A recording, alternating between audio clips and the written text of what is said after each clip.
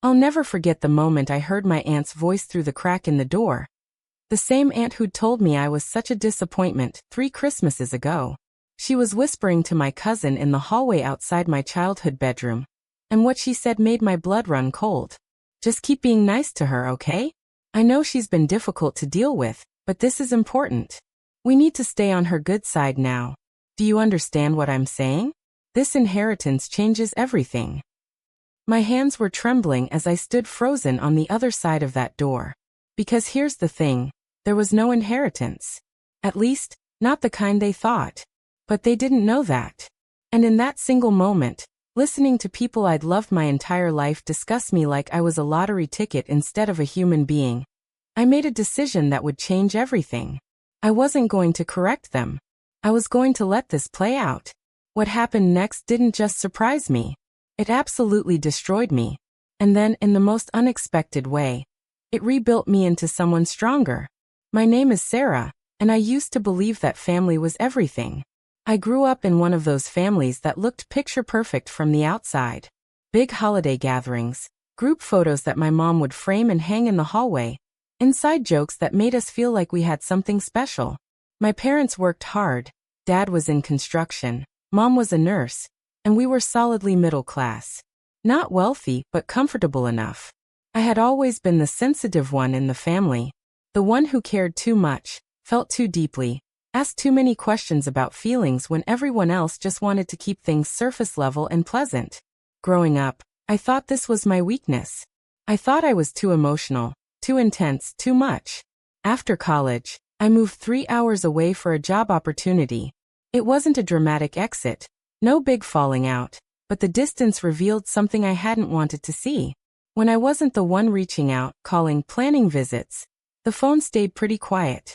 Birthdays would pass with a brief text. Holidays became optional. When I did visit, I often felt like a guest rather than family. There was this invisible wall that I couldn't quite name, but I felt it every single time. Then my grandmother passed away 2 years ago, and something shifted. Not in a good way. The family tension that had always simmered beneath the surface started boiling over. There were arguments about her belongings, about who she loved more, about who deserved what. I stayed out of it. It made me sick. That's when the real distance began. My uncle stopped talking to me entirely after I refused to take sides in an argument about Grandma's jewelry.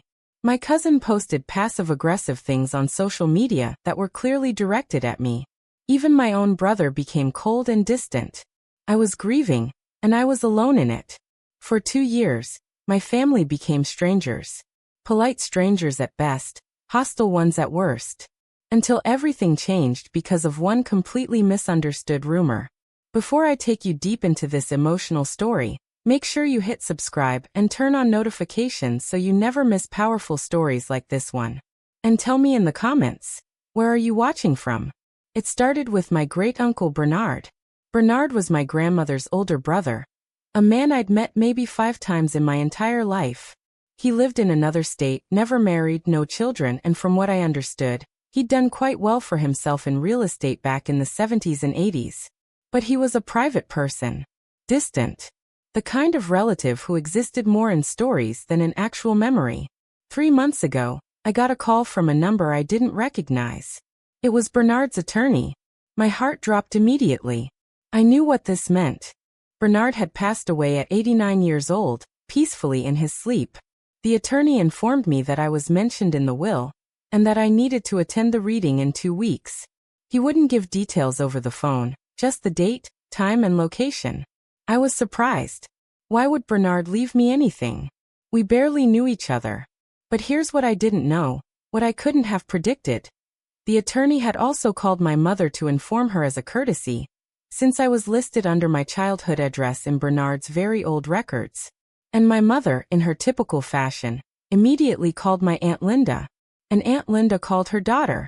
And her daughter posted something vague on Facebook. And just like that, a wildfire started. The rumor wasn't even based on facts.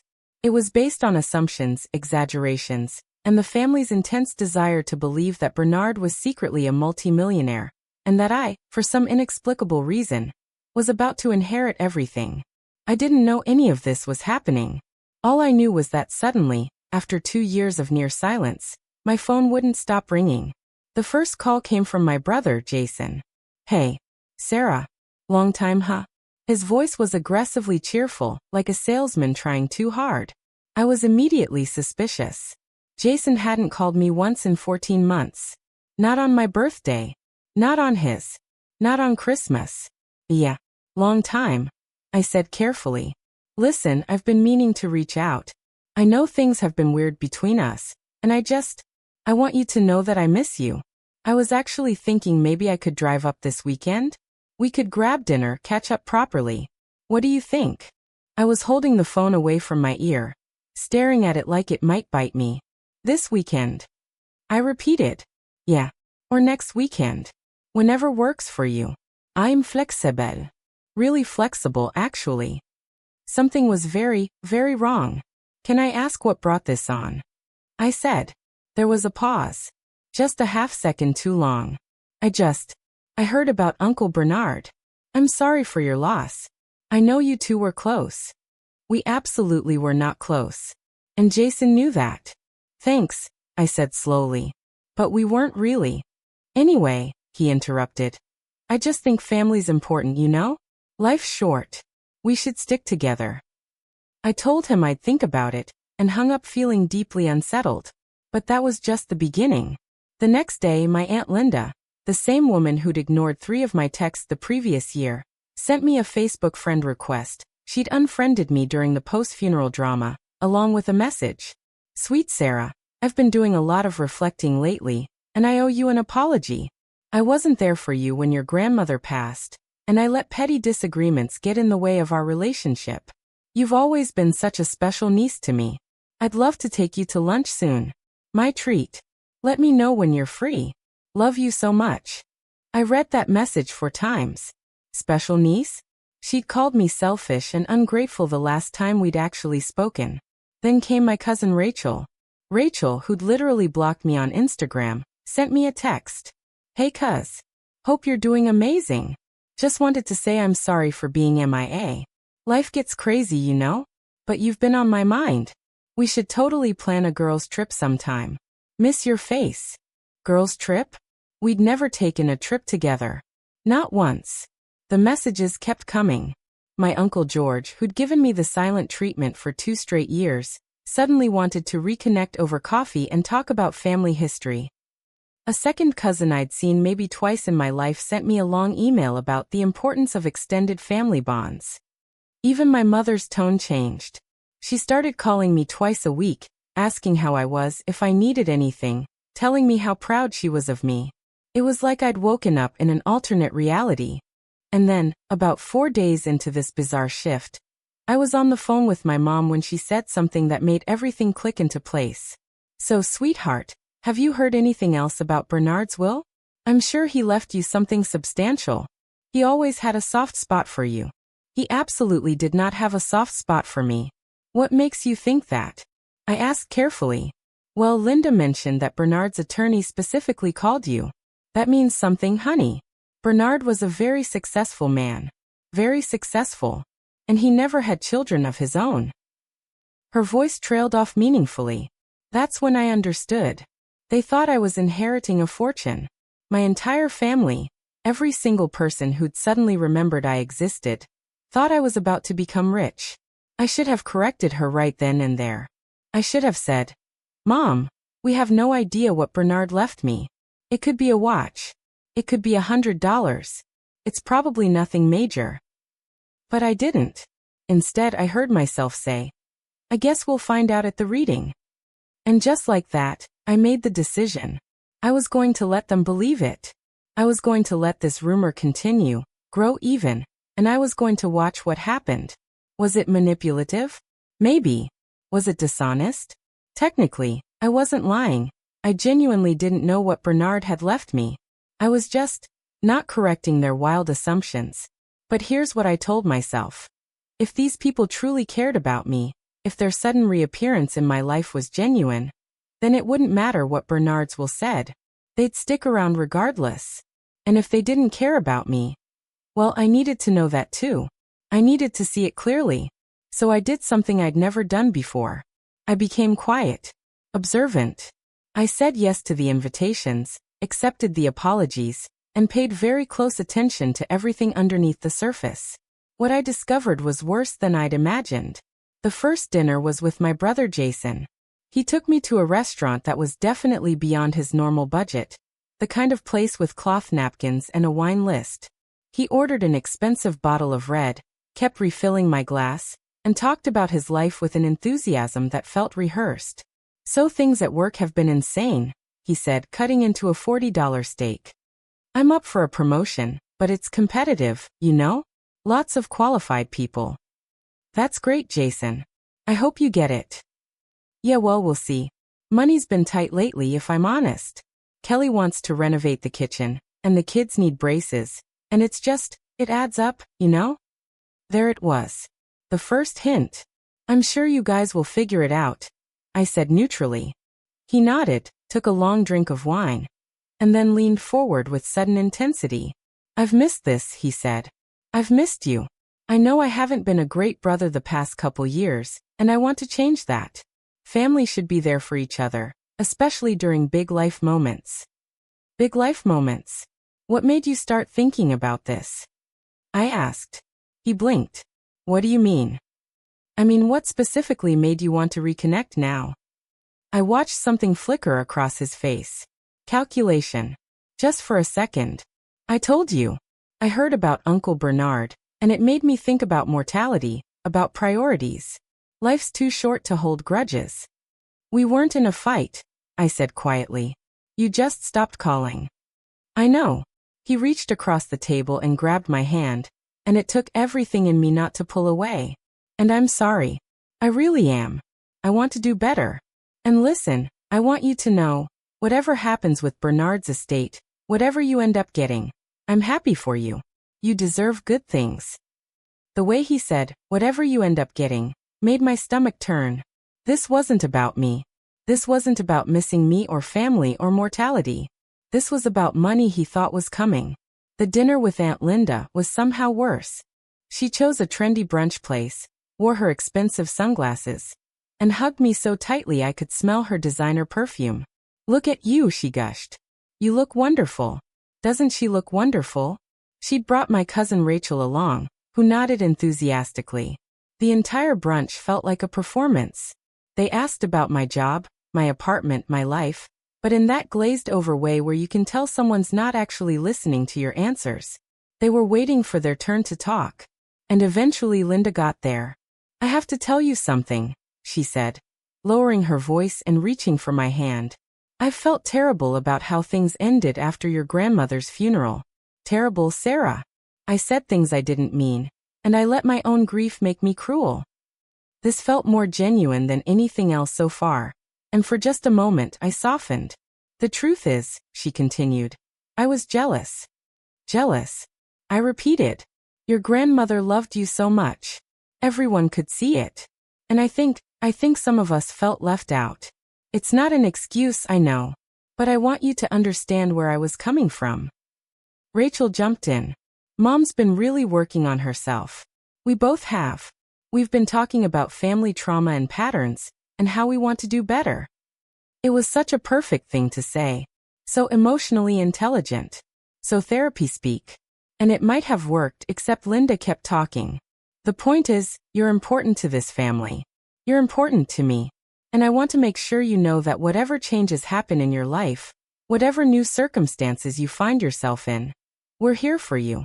You don't have to go through anything alone." "New circumstances," I echoed. "Well, you know." She waved her hand vaguely.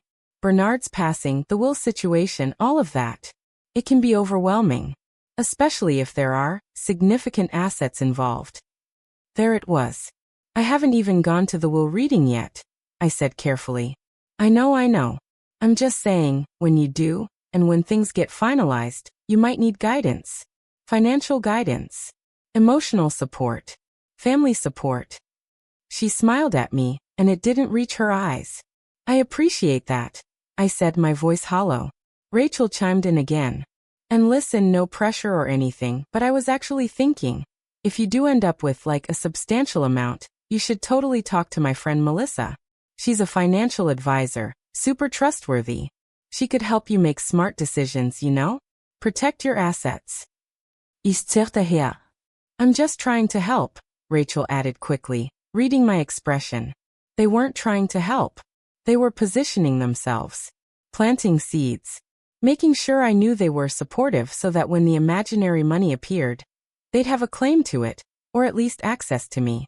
But the absolute worst part came 2 days before the will reading.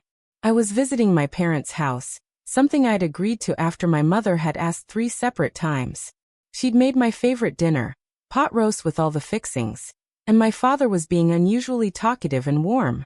It almost felt normal. Almost felt like the family I remembered from childhood. After dinner, I excused myself to use the bathroom. Their house is old, and the floors creak, and sound travels easily through the vents. That's how I ended up overhearing my mother and Aunt Linda in the kitchen. I just washed my hands and opened the bathroom door when I heard Linda's voice, low and urgent, coming from the kitchen vent. Think she suspects anything? No, my mother replied. She seems really touched by all the attention, actually. I think she's just happy to have family around again. Good. That's good. We need to keep it that way until after the reading. My hand froze on the doorknob. I still think we should have been more subtle, my mother said, and she sounded worried.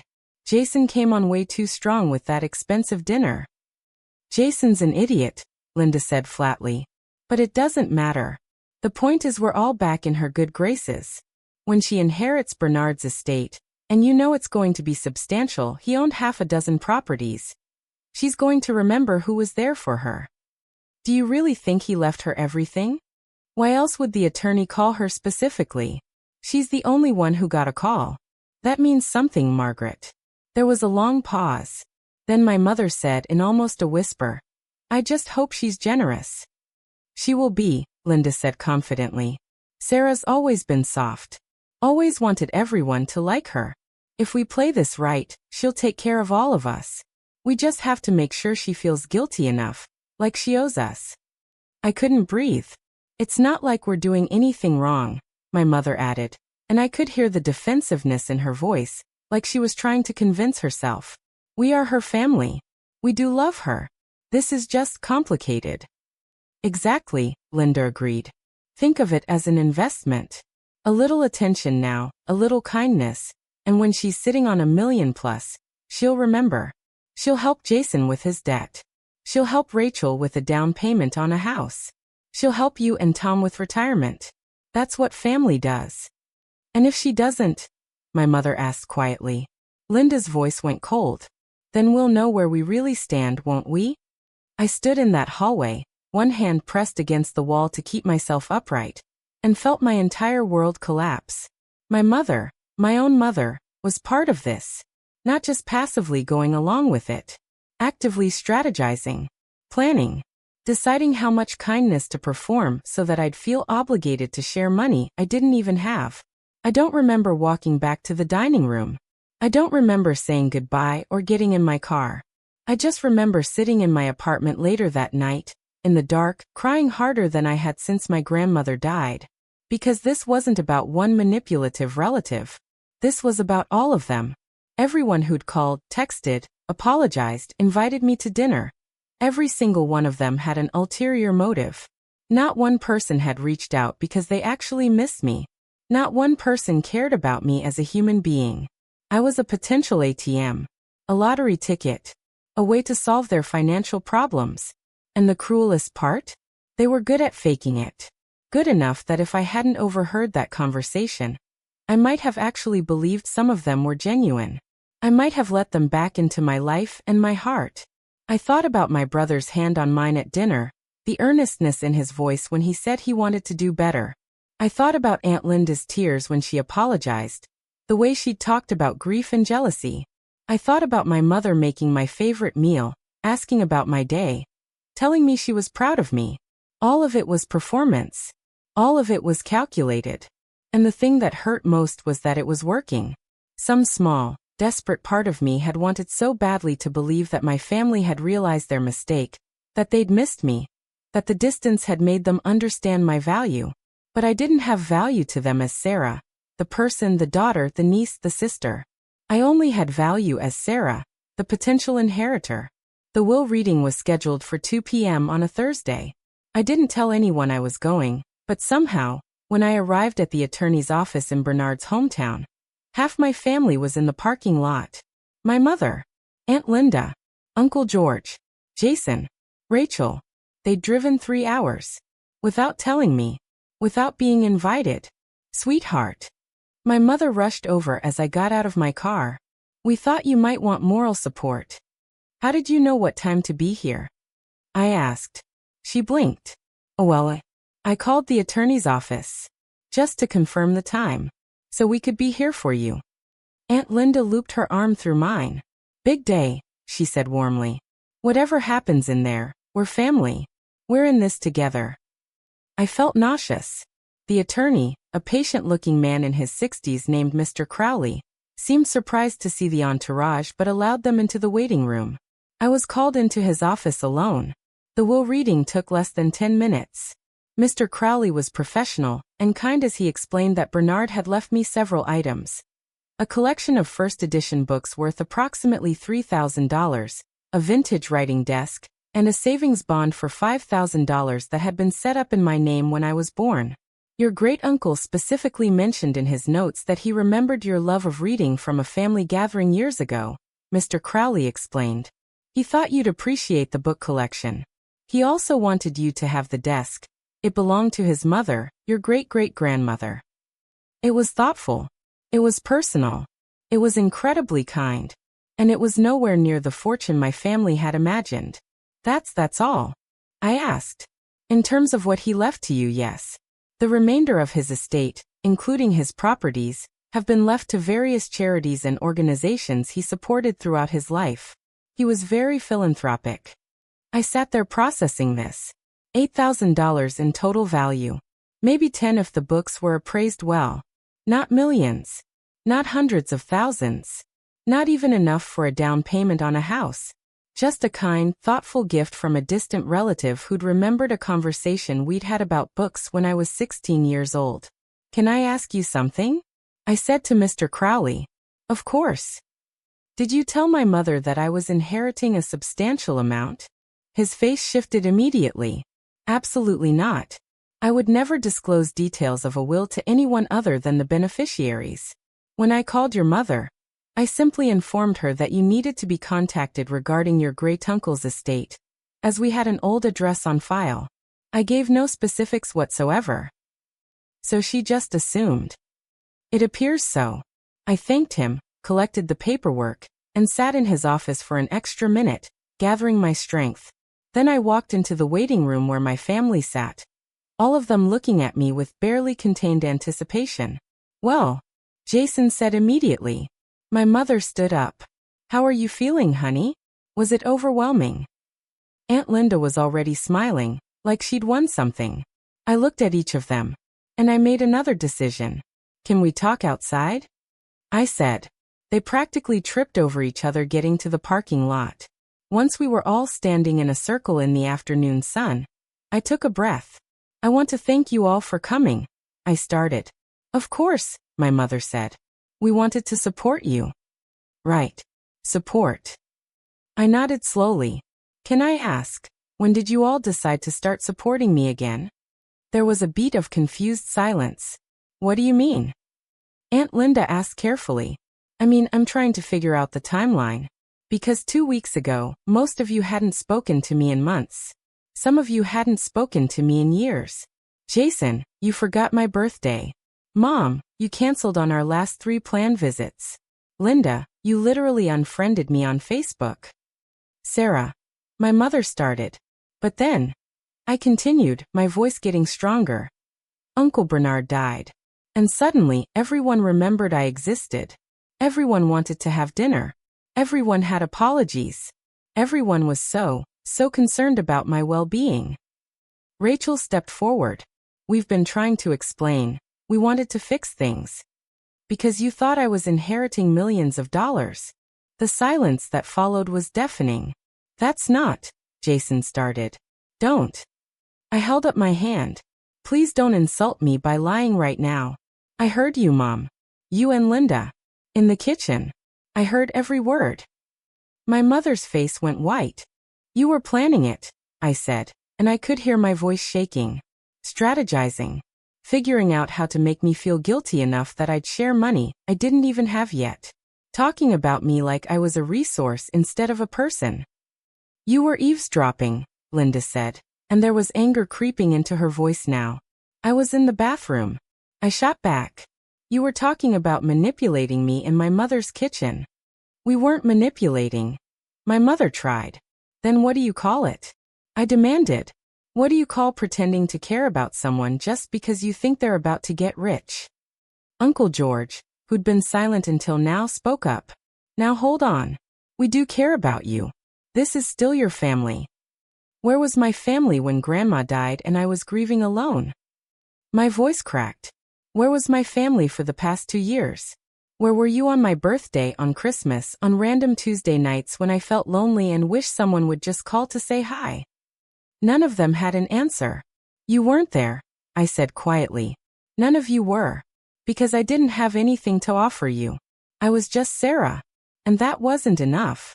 That's not fair, Jason started. Do you even know what I do for a living? I asked him. Do you know where I work?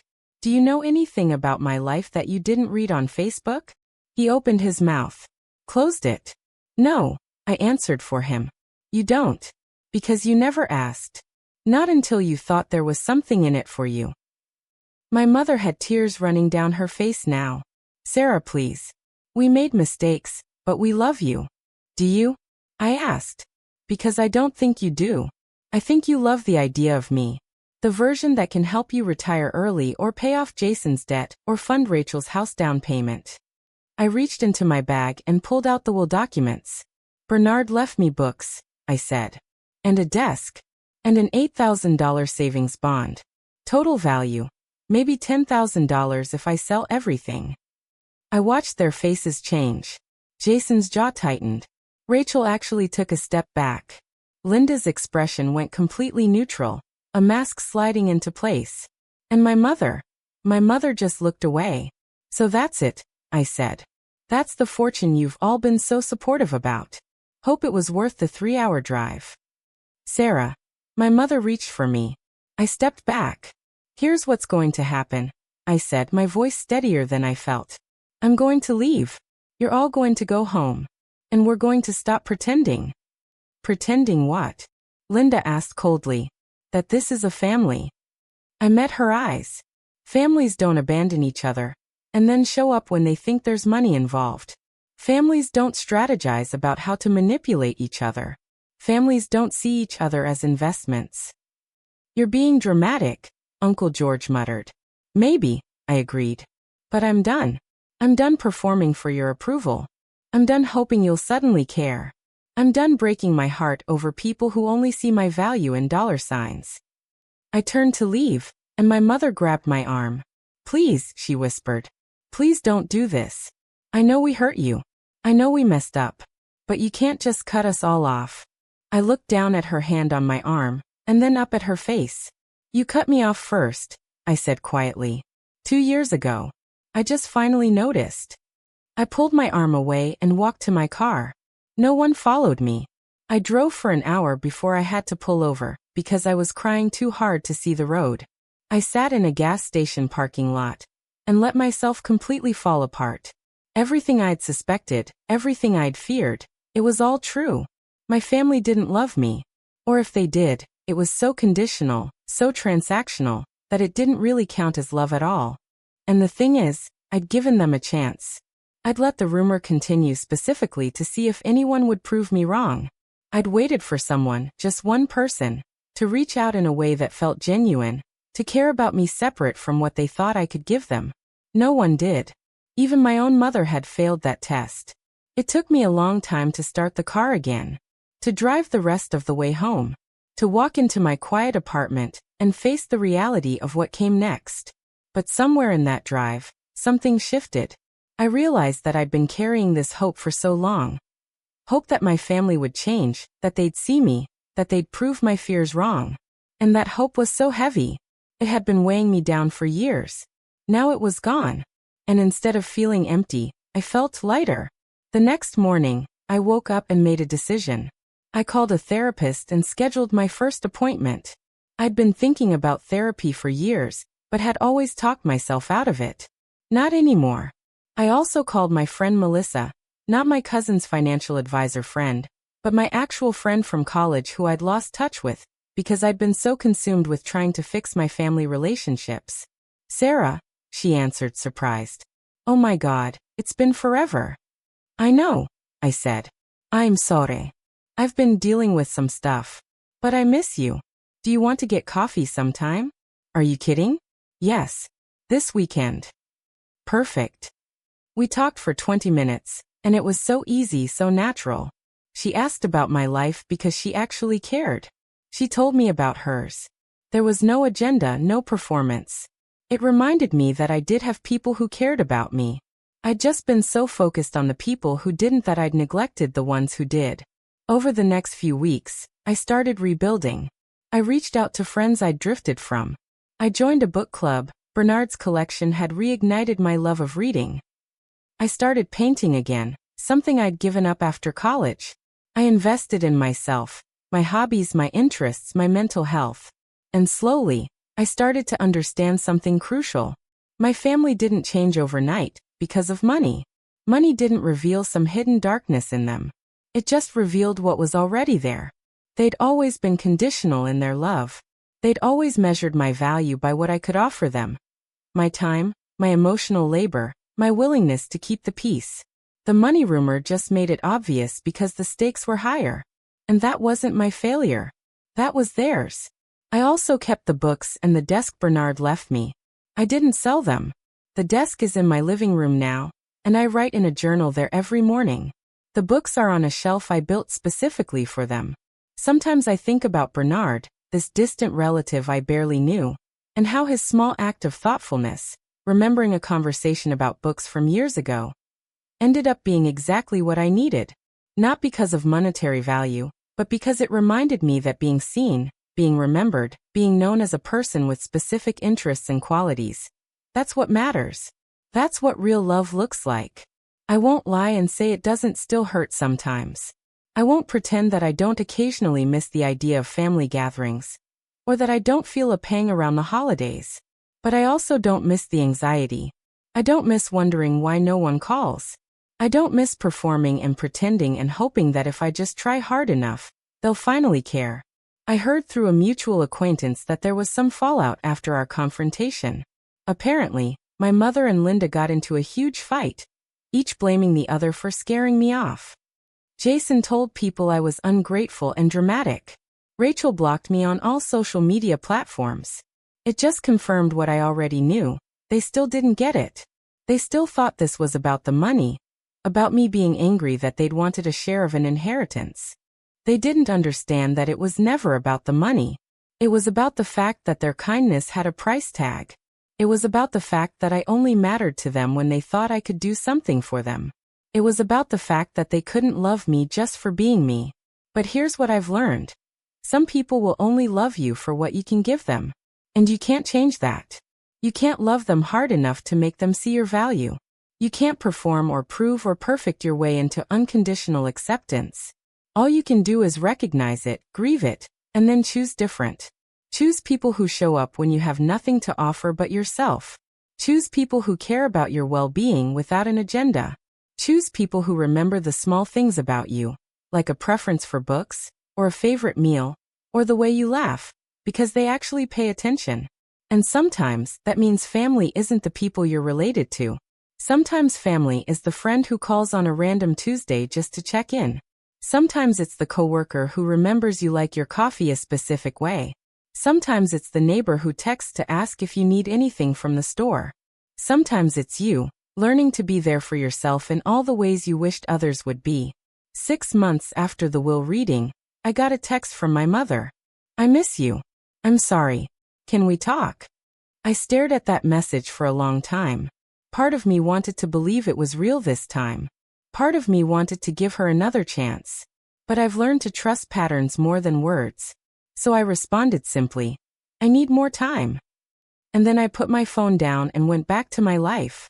Because the truth is, I don't know if my family will ever truly understand what they did. I don't know if they'll ever see me as more than a missed opportunity or a daughter who overreacted. But I know who I am. I know my worth isn't measured by what I can provide. I know I deserve people in my life who don't need a financial incentive to care. And I know that sometimes the most loving thing you can do, for yourself and for others, is to stop pretending everything's okay when it's not. The inheritance didn't expose my family. Their own actions did. And in the end, that clarity, as painful as it was, turned out to be the most valuable thing I could have received. Not $10,000. Not $1 million. Just the truth. And the freedom to finally build a life around people who love me for exactly who I am. That's worth more than any inheritance could ever be. If this story resonated with you, please hit that like button and let me know in the comments. Have you ever had to distance yourself from family?